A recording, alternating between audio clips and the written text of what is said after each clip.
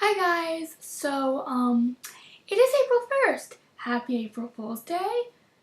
This is not a joke. I'll be doing my March wrap up and my April TBR today. I've read a lot of books this month. I probably read the most books I have read in a month in a very, very long time. I am so happy that I'm finally getting into my TBR pile and everything, and I just want to get into it. So I read, 6 books. Now, I did admit that half of these were books I read during break. So I read a lot during my spring break because I didn't really have homework then. And I'm going to have to cut down my TBR to like 2 books in April because I'm going to have so much stuff going on because it's going to be about starting to get down to the end of the semester. But in summer, I'm going to be probably back to maybe this much. Maybe more, maybe less. I don't know. I'm just saying that I read a lot this month. So let's just get into it, what I read. Alright, the first book I read in March was Hate List. This book is awesome. If you want to read a book that makes you think more about kind of controversial type things, I mean, there are some books in here I could say that do deal with that, but this one is probably the one that I feel it's from the kind of something that you don't really usually maybe think about. This is about a girl whose boyfriend ended up shooting using a list of fake guys that she created mostly for that was called a hate list. But she just wrote about people that she didn't like. And he used as a hit list and ended up opening fire on the school, and just about her journey back to school, how other people treat her, how she sees herself, and just forgiveness and everything. This book kind of shows, like, the good thing with Jennifer Bryant, she writes books about very kind of deep issues, but she shows kind of different points of view of them, different, like, she shows something about it from a point of view that you wouldn't really usually expect. She does, they're, like, really real, very emotional. I definitely picked it up. This book I actually read in 3 days, even though it's about, let's see, it's like 400 pages. It was a lot. It was, about 400 pages long. Read in 3 days. It's really good. Pick it up. I don't know what else to tell you guys. Just, like, if you guys are someone who likes realistic fiction and likes, like, more emotional type gripping stories, just read this one. Definitely. Alright, next book. The next book I read, was Love Letters to the Dead by Ava DeLaria. This book is written and told in letters from a girl named Laurel, who is given an English assignment from her class to write to someone who's dead. And at first she writes to Kurt Cobain because she had a sister who died who loved him. And soon she starts having a notebook full of these letters to different people, like Amy Winehouse, who else? Heath Ledger, Janis Joplin, like all these different people that died. I think her Phoenix too.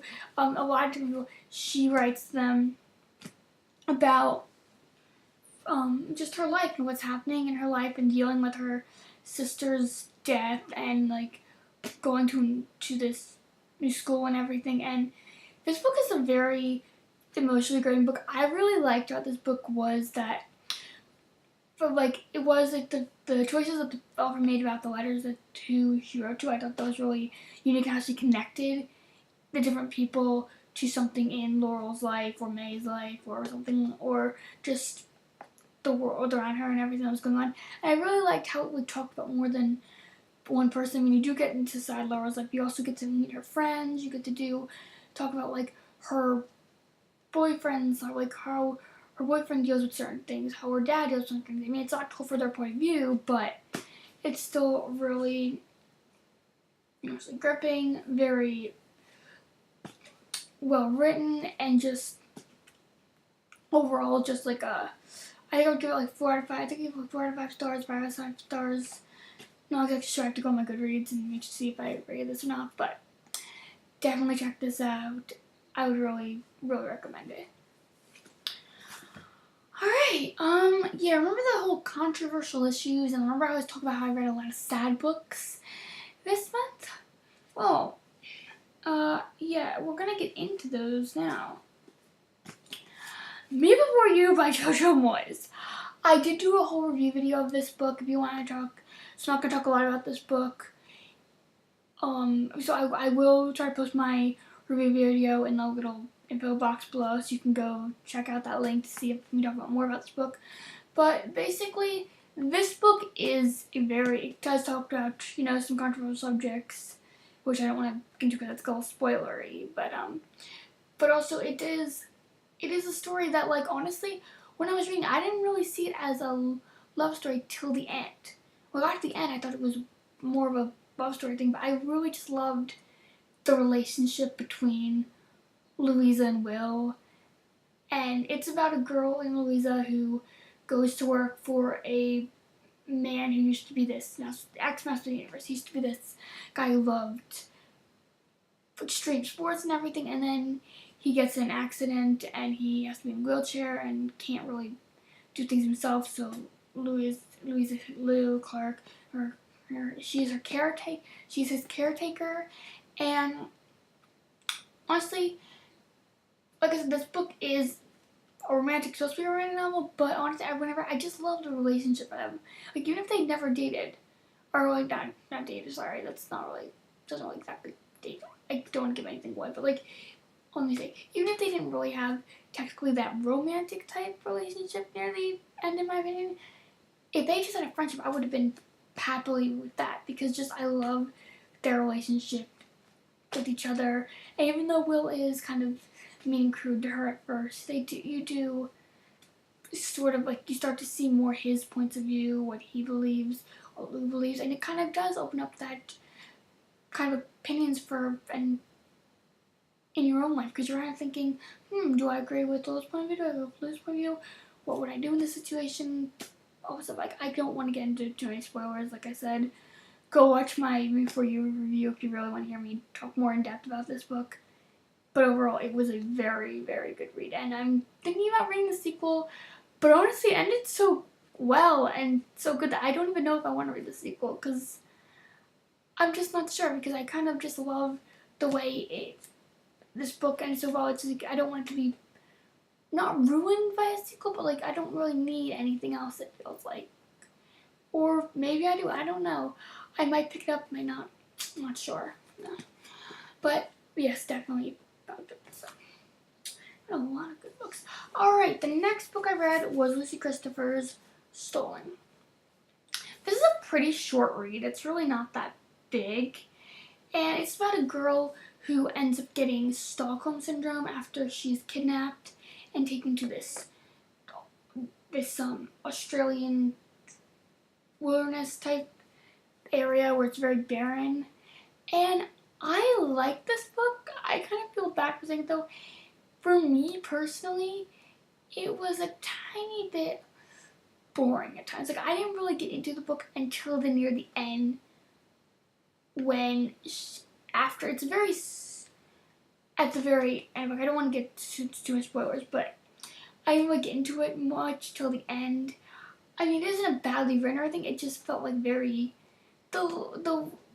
much like the environment they're in, which is very barren, very empty. Like, it kind of just felt like it was just talking about their everyday life. Like, the first day, oh, they do this. Then the second day, oh, they do that. I mean, I understood, because there isn't really much to do because you're captured somewhere, so it can't be like them kind of big, epic thing. It just could have, I just would have liked it more maybe if if she had been rescued halfway through the book instead of near the end of the book. I mean, you could get a little bit after that, and I did like those parts a lot. Oh, so sorry if I spoiled anything for you guys, but I just would have liked it more if this book had been just felt like a little more interesting. Like, maybe if she decided to go back and forth between the point of views of of Gemma and her Gemma, the girl, and Ty, her captor, and kind of just go back and forth between those two. Like, it could have been kind of cool to see like both of their points of view about everything and kind of how he sees everything and how she sees it. But I did think it was at least decently good, so I mean I would give it probably 3 or 5 stars, and that's something I really, really want to read again unless like I really decide I want to give it another chance, which maybe I will one day. I don't know, probably not, but I mean, if you like these kind of stories, like these kidnapping type stories, and want to read a book about Stockholm Syndrome, I don't think this is really that bad of a book to read about. So if you want to read this and pick this up, I wouldn't exactly recommend it, but I don't think it's exactly a bad idea either. Alright, so, oh god, this book, alright. Okay, this is the book that made me sob. This is the book that I have read a lot of sad books. I have read The Last Song. I read The Fault in Our Stars. I've read Me Before You. No book has ever made me cry like this one. Second Chance Summer. This book follows a girl named Taylor Edwards, whose father finds out he has terminal cancer, and only has so many months to live. And so her family isn't very that close. They kind of do their own thing. And her parents decide to take her and her family and everything to their old lake house in Poconos. And Taylor isn't that excited about going because she knows that there's a lot of baggage and stuff she left behind there years ago with like first kind of crush, first real like love like relationship, and an old best friend and everything, and she kind of doesn't want to really go back to all that stuff, but she does. And with this book, it kind of like, it isn't just like, oh, this is a romancy type book, it's just gonna be about, no, this is more than that. I love books that have that romantic element but aren't just about romance, where it's more like, oh, this book has a bunch of different things, like it has family and adventure and excitement, and this is one of those books that has a lot of family stuff. I really like the family stuff, and a lot of different things with different people in the family. Like, you see everyone get to grow, everyone changes, everybody develops, everyone has new or exciting or better or worse relationships with everyone at the very end. And, well, not really worse, but like, just everyone kind of grows in this book, and I really liked how you have to see the character development between these. I love the father. Usually, a lot of times, like in young adult novels, the parents aren't usually around that much, or if they are, they're just like, oh, we're just gonna nag you or whatever, and it's mostly about the kids. This book is not like that. This book has such a likable father character. The mother's nice too. You don't get very much into like the mother's, like in her life and perspective, but you do feel for her a lot. And yeah, so if you want a book that will make you cry, but you're okay with that because it's so good, read this book. I don't even know if this is one of my favorite books or not. I don't know if I'm gonna put it. If I put it on my favorite book list, I might. I'm probably gonna read it again in the summer after I get through all my books. But oh my god, definitely gonna read this one. Alright, the last book that I read was, I've been reading this for a long time. It's The Whirling by Ursula Le Cour. I've been with this book for a while now, for almost a year, and I just didn't get to read it because, not because I was avoiding everything, just because everything else in my life was going so crazy, and I would get like other books, or I'd have to do schoolwork, or I'd have to do all this other stuff, and I just never had time to get back up again. But this was such a nice refresher. This book takes place in New Orleans in the 1800s, and it talks about a woman named Renee who is a widow, and she is owning a little hat shop, and she gets to send hats and everything. And one day this man comes into town,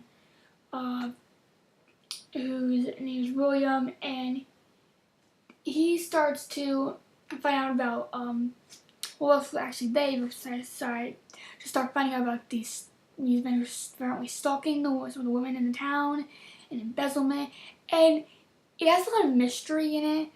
Mystery, suspense, everything. That it's not just, oh, look, it's people kissing on the front of a page of a book. Oh, look, that's going to be so romancy and cheesy. It's not. They say don't judge a book by a cover. This is the book. Do not. Please don't judge by a cover. Like, it does have romance. It does have fantasy and everything like that. But it's good. It's good romance. It's good story. It's good mystery. It's a good mystery. And I am going to be reading the DV's Debutante, which is her next book. But I'm probably going to save that till the summer of when I can read more and I have like that time to read more and really invest in it, because now we've gone through what? About six books. Six books I read in the month of March. We're going to get into the April TBR. Alright.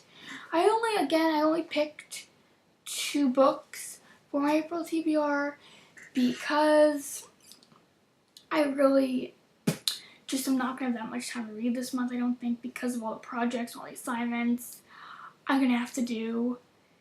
Like, even this weekend I have about 10 different things that I'm going to have to do for homework.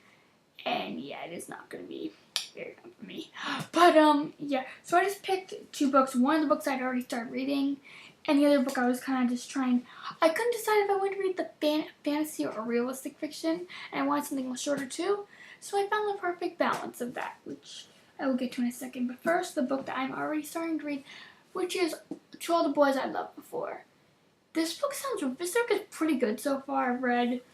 I've only read to about like chapter 16. The chapters are very short, I've noticed, but it's very good. I really like the character Laura Jean. I really like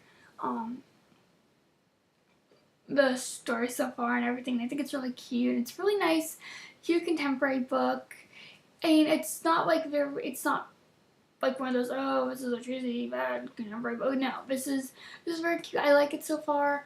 The only issue I have with it so far is that the synopsis on the back, where it talks about how these secret letters she's been writing to boys are supposed to be accidentally mailed.